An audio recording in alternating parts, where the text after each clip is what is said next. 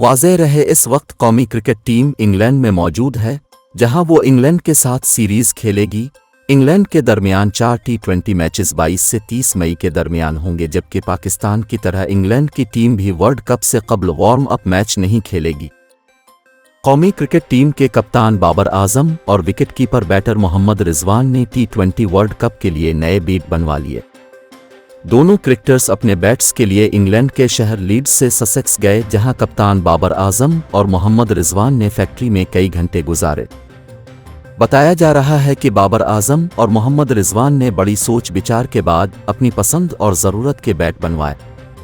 इस हवाले से क्रिकेटर्स का कहना है कि बैट खुद बनवाए हों तो फिर खेलने का भी अपना मज़ा होता है।